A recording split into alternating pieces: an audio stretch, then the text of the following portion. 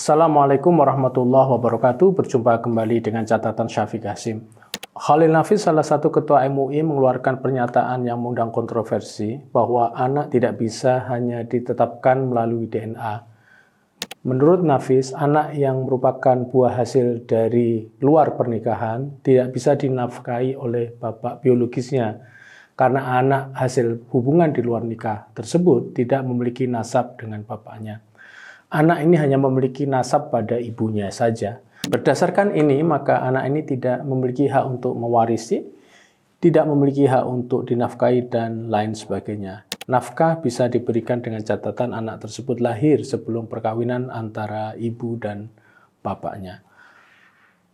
Pendapat ini sebetulnya bukan baru karena MUI sudah menfatwakannya pada tahun 2012 melalui fatwa nomor 11. Pernyataan Nafis ini berkaitan dengan persoalan yang dituduhkan pada Ridwan Kamil. Bahkan meskipun ada bukti DNA, anak tersebut tidak bisa mendapatkan nafkah karena sistem nasab yang ditentukan oleh mayoritas ulama di dalam Islam. Memang fatwa yang dirujuk oleh MUI dan Khalil Nafis di atas itu memang disadur dari pendapat-pendapat ulama di dalam Islam, baik klasik maupun modern. Suatu ketika pemerintah Malaysia melalui kedutaannya di Mesir berkirim pertanyaan kepada Darul Ifta Mesir, menanyakan bagaimana cara menangani anak haram atau ghairu syar'iyyin. Kami dari Kementerian Agama Malaysia, Jakim, ingin mendengarkan dari Anda, Mufti, mengenai anak di luar nikah dengan rincian, satu, bagaimana cara mendaftarkan anak nikah ke negara, birth certificate mungkin. Yang kedua, pendekatan Darul Ifta pada penanganan anak hasil di luar pernikahan. Dan ketiga, bagaimana menangani segala permasalahan dengan sekolah dan pendidikan mereka. Darul Ifta menjawab, garis keturunan itu menurut syariah ditentukan oleh perkawinan. Jika ada anak hasil perkawinan di luar nikah, maka garis keturunan tersebut tidak bisa dibuktikan. Karenanya si anak hanya memiliki nasab dari pihak ibu saja, sementara pihak ayah tidak bisa, meskipun jelas itu hasil hubungan keduanya. Di sini perkawinan menjadi pintu, meskipun definisi perkawinan yang legal itu sekarang rumit. Apakah perkawinan yang dimaksud formal atau di bawah catatan negara, ataukah perkawinan itu cukup secara sirri saja, memenuhi hukum syariah namun tidak dicatat oleh negara? Perkawinan ini banyak terjadi di Indonesia. Selain itu, syarat rukun perkawinan juga bisa berbeda dari satu madhab ke madhab yang lain. Menurut Darul Ifta, si anak ini hanya punya hak untuk mendapatkan warisan dari pihak jalur ibunya. Namun, fatwa Darul Ifta ini tidak berhenti di sini.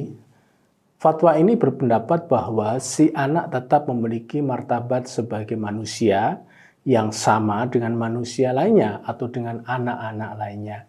Alasannya si anak tidak bersalah apapun dalam konteks ini. Lalu urusan bagi si anak ini semua akan diselesaikan oleh negara, termasuk untuk keperluan sekolahnya dan sebagainya.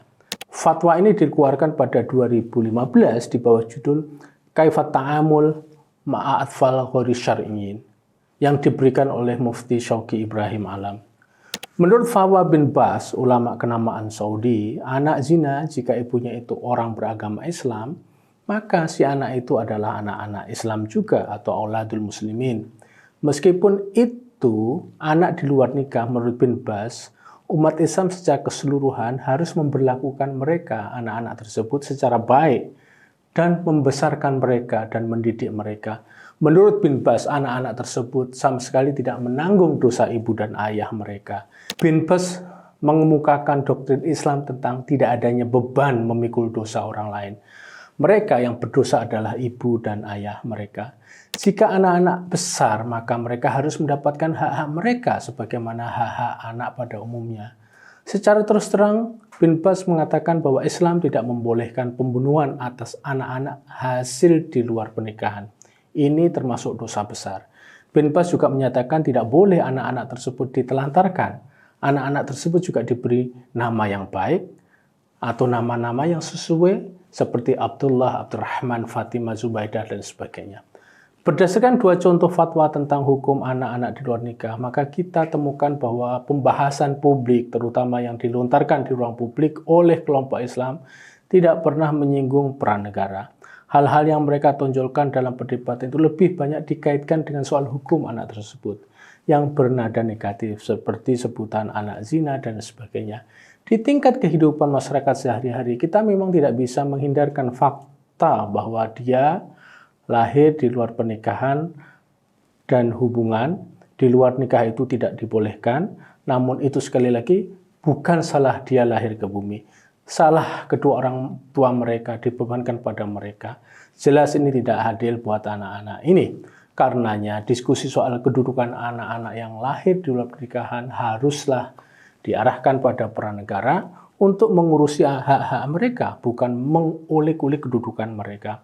Dengan mengarahkan pada hak-hak mereka, maka itu akan berdampak positif atau maslahah pada mereka, karena jika mereka atau kedudukan mereka sebagai anak haram atau anak zina dan sebagainya, maka itu bisa mempengaruhi tumbuh kembang mereka.